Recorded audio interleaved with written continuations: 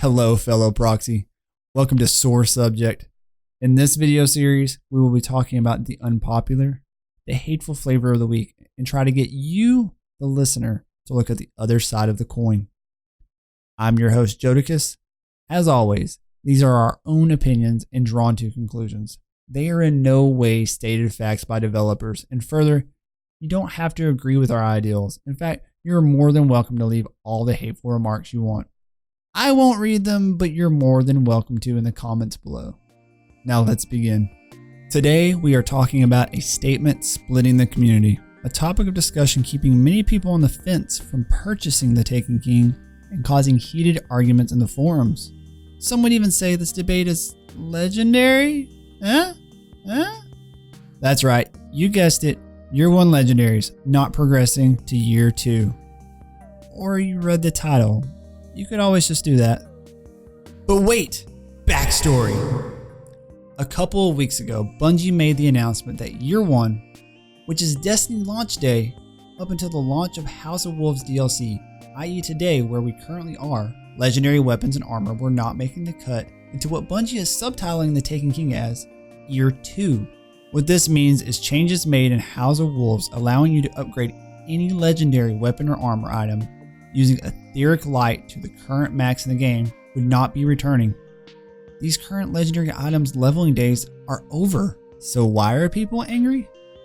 Well, after extensive research, heated debates with the inner proxy circle, I have come to the conclusion of the following. Most people angry are not used to the MMO structure that Destiny is slowly embracing more and more. Let me explain. In 2014, when Destiny prepared to launch, and while we were watching from our phones and computer screens trying to figure out what Destiny was, Bungie was busy avoiding a term for its game, MMO. Up until this point, everything we had seen was that it was a first-person shooter where you could play online with friends and random strangers that had RPG-like mechanics, meaning you could level up your character, your gear, customizable skill trees, and when you got stronger, you would band together with those friends and random strangers to fight bigger threats. Sounds very familiar to another genre of games? MMO maybe? But why was Bungie avoiding the term? I mean, if it walks like a duck and it talks like a duck, it should be a duck, right? Nope. Bungie was determined to label this a mallard, which is still a duck for those of you keeping up. It's just a fancier way of saying it. Here, even look at this article from 2013 published by GameSpot on the very topic. When asked about what Destiny is and if they got tired of being asked if it was indeed an MMO, Bungie replied in a weekly update a year before launch with the following, and I quote, "Not at all. Do you guys ever get tired of us insisting it's not an MMO?" And then they even go further to say the following, and I quote again, "Like an MMO, our game will compel you to explore. You'll embody a character that evolves on that journey. Unlike an MMO, the entire experience is built around heart-pounding action that you'll see through the eyes of your hero. Ultimately, we're looking forward to knowing how you describe Destiny once you've played it." The next part is referring to the upcoming beta, but it still furthers my point. And I quote again, "The essential experience in Destiny is bringing a character to life and earning the rewards that will make you a legend. The beta is your first taste of that ritual. Nothing stated above really deters from proving Destiny is in fact an MMO. And actually, I would argue the experience they describe further describes an MMO-like experience. Again, walks like a duck, talks like a duck." So hold up, Jodicus. What does this have to do with legendaries and not being able to upgrade in Year 2 again? Well, good people, the reason I go on about this is Bungie was trying to get you, yes you first-person shooter lover, to come play their new game, and using the word MMO would have scared off their original fan following. After all, what was Bungie most known for? Marathon. Nope. Joking.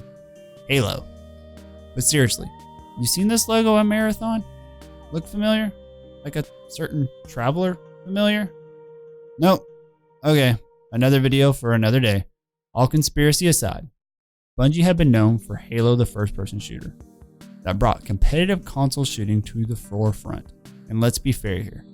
The majority of first-person shooter lovers who are really into competitive first-person shooters do not really care or know what an MMO is, or want to know for that matter. So I deduce Bungie was trying its best to pull that audience in without scaring them. So again, what does this have to do with anything? So how do I say this? You, gamer, my fellow Proxy, may have been lied to and tricked into the biggest marketing scheme ever. You as a player decided to jump on this train expecting a Halo-like experience with deep, rich multiplayer on a social scale, with massive story elements and more to do than you can count on two hands. Wait, you didn't get that at launch? Oops. Yeah, another video for another day. Moving on. So you, the victim, never thought about the fact that you were basically playing an MMO-like game. But hold on. Bungie isn't trying to insult you or your intelligence. Yes, it was a trick to lure you into this kind of game, but try to look at it this way. Had you not taken the bait, you would have never even thought about diving into a game like this. If anything, Bungie was trying to get you to try something new and experience a world full of depth and enjoyment you may at first glance, if presented fully transparent to you, would have been way too overwhelming for you to even want to try. Wait. Don't leave. I swear I'm getting to the punchline. Every MMO to date, when you start the game, you level, you collect gear. You get strong enough to complete the in-game activity, i.e. the raid. Then you're done. You wait until the game developer dishes the next plate of content for you to consume. In these same games, when that content comes, it's full of new things to do, and most of the time, a new level to progress to that will make your character stronger. Sound familiar yet? And to top it off, tons of new gear for you to collect and make your character even stronger. So again, you can take on the next big in-game challenge. Dropped mic. Later, guys. Wait, that isn't enough for you? You want more answers? You got it. What about the argument that everything you've done up until this point was for nothing? This just isn't true. For the first year of this game, you have leveled, you've overcome tough challenges, and most of all, you have made some good memories with your friends. You are right that when The Taken King comes out, Vault of Glass and Crota's End will be pointless. But I argue, Vault was pointless after the Dark Below released, and Bungie never intended it to matter after the first content drop. Would it be nice to go back with a bigger challenge? Yes. But going back to my MMO argument, developers like Blizzard, you may know them from World of Warcraft, never release an expansion and worry about you going back to these old in-game events. In fact, you are supposed to outlevel them. So of course there is no point for you to go back. You've moved on to bigger and better things and challenges. Your character has become stronger, and that's the mindset of it. This is the same concept Bungie is going to follow with Destiny. Your character has become stronger, and something like the Vault is a joke to him now. And that is how it should be. In any game with character progression, you want to feel like you've done something and become something. I.e., everything you have done up until this point has mattered. It has made you into the guardian you are today that allows you to overcome the next big thing coming our way. In this case, the Taken King. Well, you argue they should have never allowed us to upgrade in the first place? Maybe. I cannot fully argue with that. What I can say is Bungie is still evolving this world, this game, and its mechanics, and it won't be the last time something like this happens. The more the player wants, the more in-depth these mechanics will become, the more MMO it will become.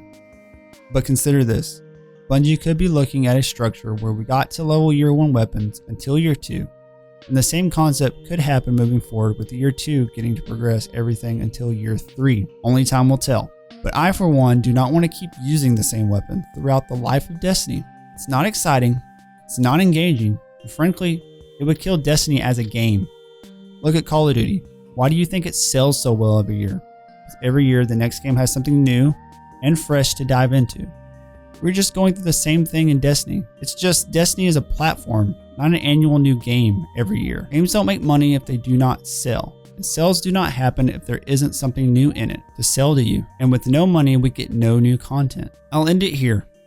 Bungie will always try and make this game better and more engaging. Sometimes to do these exact things, they had to make deeper mechanics. And instead of revamping everything on content they made in their first year, they decide to start anew. We should all be excited about what is to come. New content means new experiences with our friends in the Destiny community, new guns and armor to obsess over. I promise you, from everything I've seen previewed for the Taken King, you're most likely not to miss that Fatebringer or that Black Hammer. Nor should you. After the first couple of DLCs in Destiny, people did nothing but compare vanilla weapons to the new weapons we got in the DLC drops and complained they were just underwhelming. We should not be looking backwards, we should be looking forward. If you do not let the old things go and keep pulling them along with you, the developers, or even ourselves, will never have room to grow. You're always going to be talking about that year one weapons are so much better. And back to my previous point I made earlier, we should be focusing on the experiences we'll get to share moving forward with our friends and our community, because that, at the end of the day, is what truly makes this game worth our time. I'll leave you with this. Destiny is becoming more and more MMO-like. With every update, you should prepare yourself for that. Because they said it was not before, does not mean it isn't going to become that. After all, it walks like a duck and it talks like a duck. Farewell, fellow proxies, and I hope to see you out there in the wild.